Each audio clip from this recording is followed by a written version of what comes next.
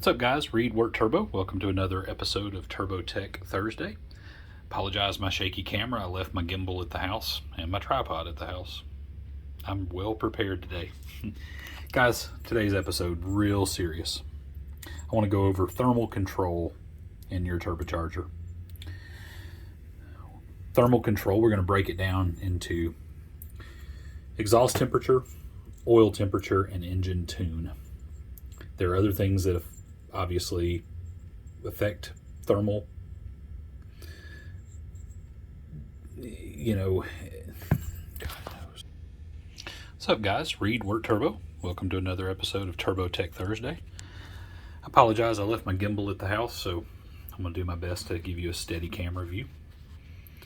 Hey, Mitch, I turned the camera the right way. So this one's going to be made straight for YouTube, not just Instagram. Apologize, my other videos were formatted for Instagram, and on YouTube the vertical format's really annoying. So hey, we're learning. Thank you guys for the feedback. Today I want to talk about thermal control in your turbo. Thermal control is so important to the life of your turbo, the performance of your car, heck, even the life of your engine.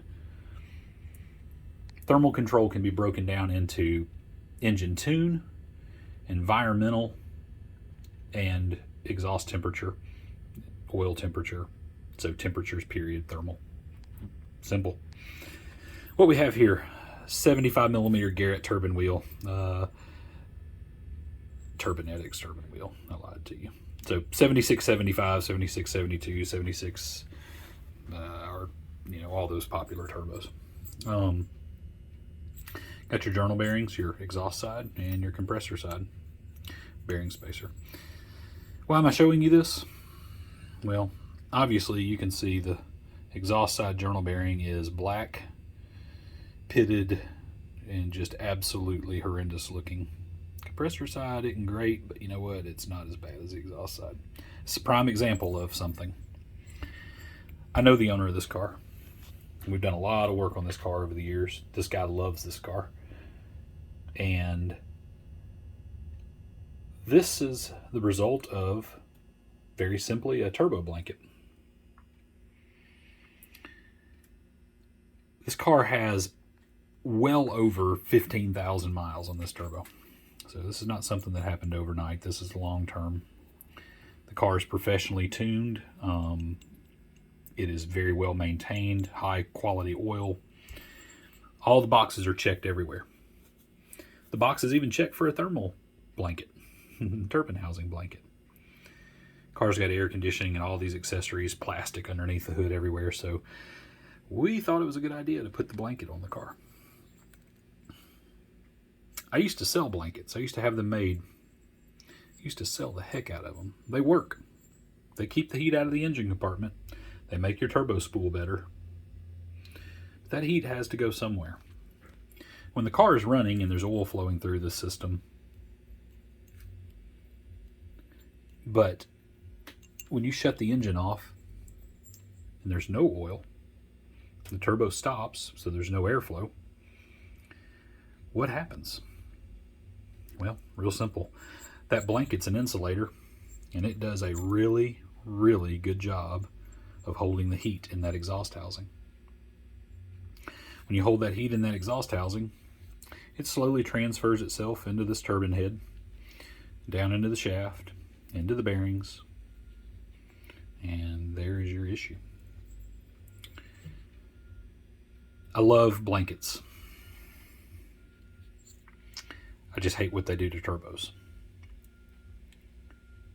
What are some solutions? Well, first and foremost,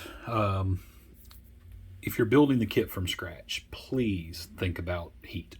Think about the consequences of something being close to a turbo, whether it's the valve cover, the timing cover, wiring harnesses, inner fenders, paint, radiator hoses, whatever. I know today's engine compartments are tight, but if you're building a kit, please take into consideration the placement of the turbo. Get the turbine housing coated. Definitely do some type of ceramic coating on the housing. That will help. Does it cool it as much as a blanket? No. but does it allow some heat escaping out of the turbine housing while still providing some method of reflective or refractive heat? You know, yeah, it does. The other thing, pick heat shielding products. I'm not saying this is the best stuff on the face of the earth, but heat shield the items that need to be protected. Relocate them, heat shield them. You can use the gold wrap. You can use the lava, wrap, like for header wrap or what have you. There's all kinds of stuff out there. But first and foremost, just think your installation through. Relocate everything possible you can relocate.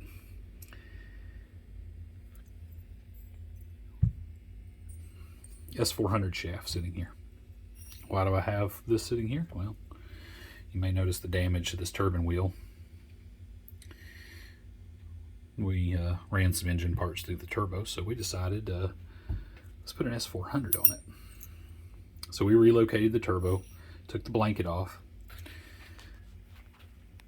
Now the S400, is it a great comparison to the GT42, GT40 size Garrett? Not entirely, but this turbo has approximately the same amount of miles on it, well over 10,000 miles. Same oil, engine's the same except for what we had to fix in it from the failure. Compressor side bearing looks really good. Turbine side bearing's got a little bit of color to it. I don't know how well it'll show up on screen, but shaft has minimal heat transfer. You can definitely see the heat's been coming from the turbine shaft or turbine head into the shaft, but it is not anywhere near as bad as that. The car makes approximately the same power. We just wanted to go to the BorgWarner route to do a little testing. Pull the blanket off of it. It still runs a 3-inch exhaust off the back of the S400 T4 exhaust housing. Pretty much the rest of the kit's exactly the same.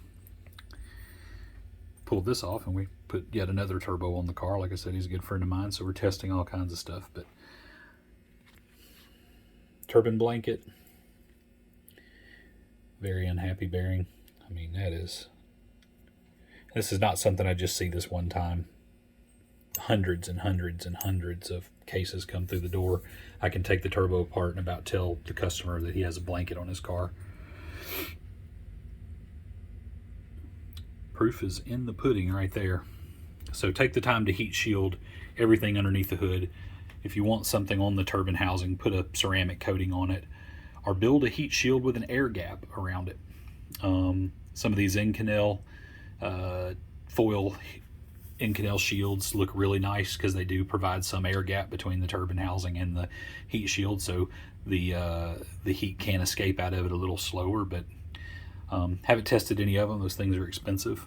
But this car now we just Cerakoted the turbine housing on the S400, relocated the turbo ever so slightly, made a couple of wiring harness changes, relocated some air conditioner hoses. It's happy. We're going to pull the new turbo off here in about 3 years and look at it and see how it looks.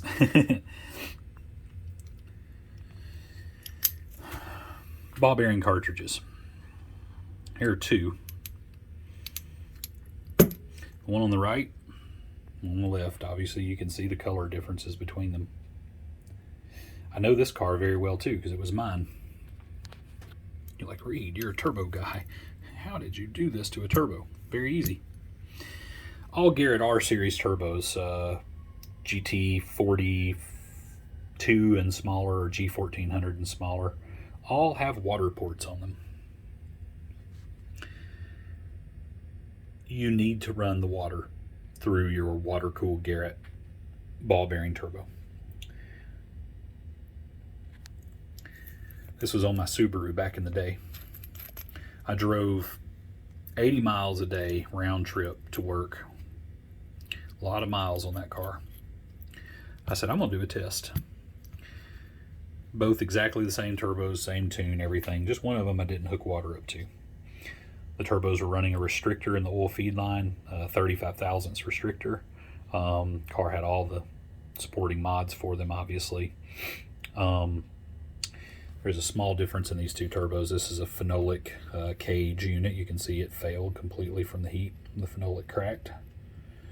This is the alloy cage, and it's still intact. But both of these have approximately 40,000 miles on them. The car had 160,000 miles on it when a kid pulled out in front of me and I ran into him, and the car got totaled. But I pulled the turbo off of it. This is the one that was on it with the water. This is the one that was on it without the water.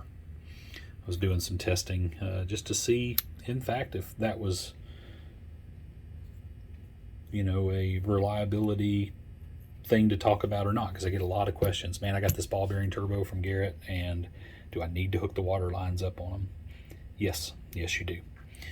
Ball bearing turbos, the reason they need water, it's very simple. They run a much smaller amount of oil volume through them. In the case of this Garrett Big T4 and the S400, they're oil only, no restrictors. There is literally a gallon plus of oil a minute running through these guys that lubricate it and cool it. These little guys, 9 times out of 10, everybody's going to tell you to run a 30 or 35 thousandths restrictor or an oil pressure regulator.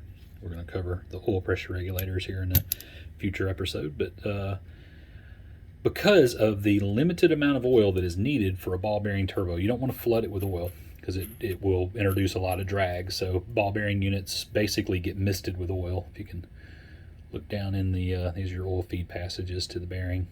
Teeny tiny little holes. They were designed basically to spray the bearing to allow it to have lubrication but not flooded with oil like you get in a journal application, because there's no need to. So that limited amount of oil also limits the amount of cooling. So ball bearing turbos, all of them that I sell with my name on them are water cooled. In say GT 42, G1400 and smaller.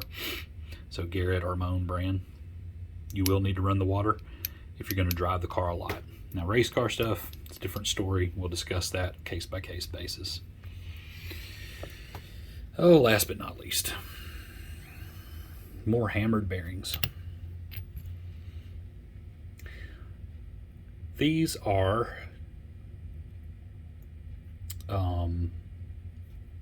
actually out of a gen set. So big diesel built the turbos for the customer. They came back about a year later with some oil control issues, also some smoking and stuff like that. So I pulled it apart, and this is what we found. Very uncharacteristic of a generator turbo to do this. Even though they're run hard, they are well-built engines. It took me a little while to find out this problem. I actually rebuilt the turbo, sent it to them, and within 10 hours it came back and it looked like this again. 10 hours of runtime. Diesels are a little more picky on this topic than I can get into right on this video, but let's just say injector timing was off on this engine. It had late injector timing. In doing that, the fuel was not burning in the combustion chamber completely, so it was then burning through the exhaust side of the turbo. So it was introducing high EGTs through late injector timing on the injection pump. This was off, I believe, about 4 degrees. 10 hours. I do not know what the EGTs were in this turbo, but I can definitely tell you that when it was shut off, there was a lot of heat still put into that system. So injector timing on your diesel, guys, very important.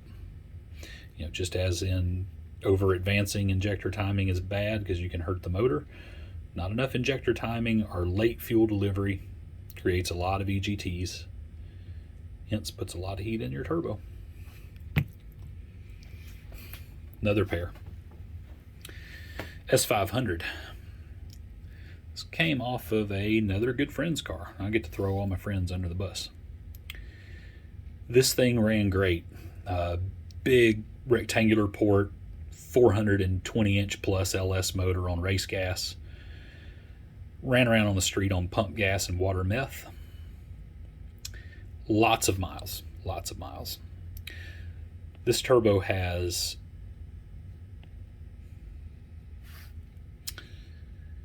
just shy of, I want to say lots of miles, just shy of 3,500 miles on it on the street.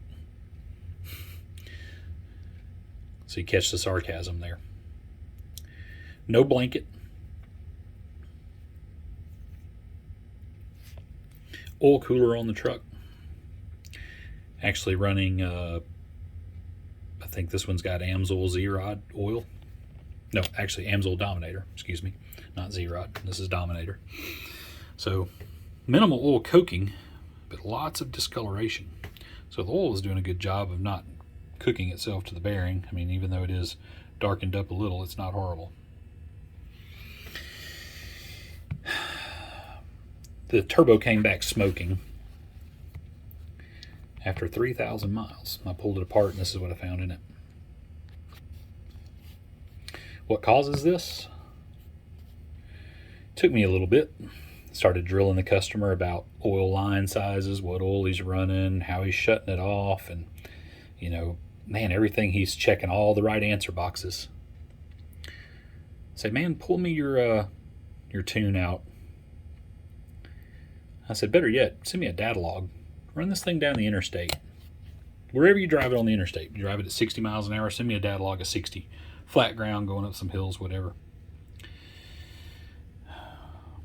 The truck was running down the road at 14 degrees total ignition timing advance.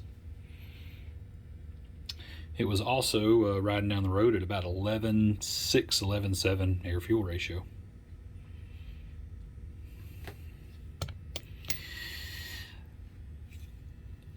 I immediately had him put ignition timing in the truck under part throttle cruise. We also leaned the air-fuel ratio out quite a bit. Got the thing running down the road in the high 13-to-1 air-fuel ratios, and I believe the truck ended up liking about 19, 20, 21 degrees of timing. So we put an Egt gauge in the truck. I wanted to see what it was doing. Part throttle cruise, before the timing and fuel changes were made, we were seeing almost 1,400 degrees of turbine inlet temperature.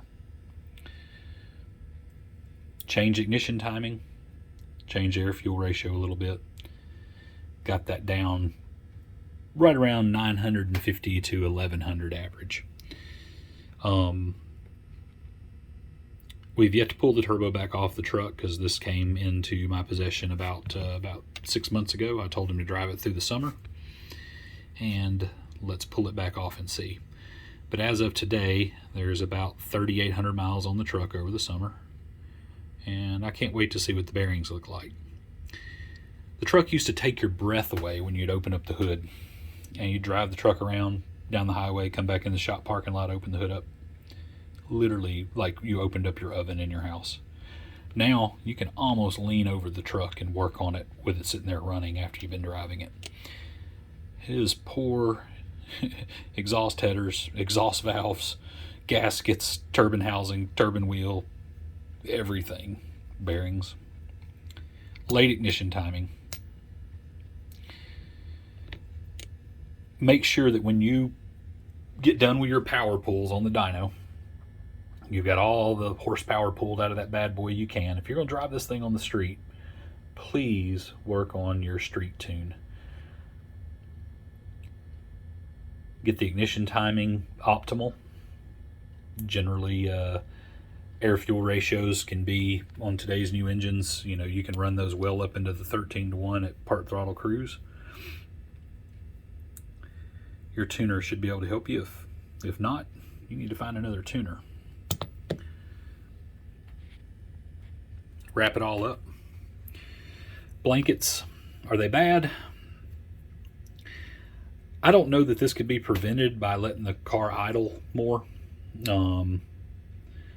or really doing something like with leaving the electric fans on underneath the hood, like on a timer, something of that nature. I really don't think it's going to correct this issue. It might prolong it a little bit. So if you do have to run a blanket on your turbo, make sure that you let the car idle as much as you can. I tell everybody this. I used to drive my Grand National, drive it much as I could. I get home, car would get pulled up in the driveway, and my neighborhood, it was about 3 miles off the highway to get to the house.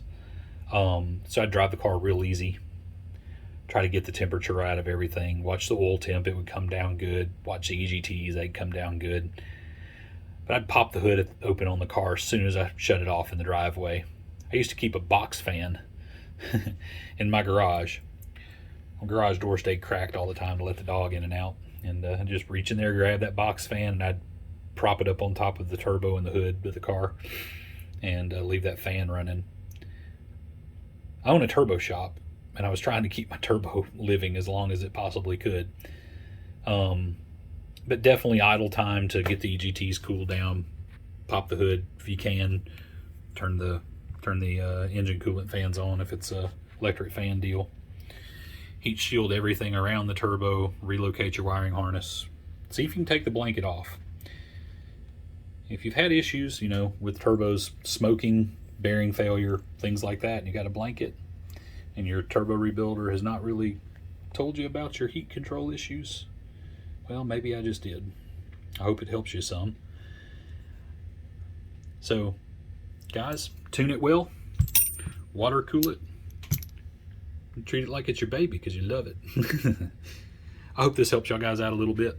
Hope y'all are having a great day, and thank you for watching. Reed Wirt Turbo. We'll talk to you soon.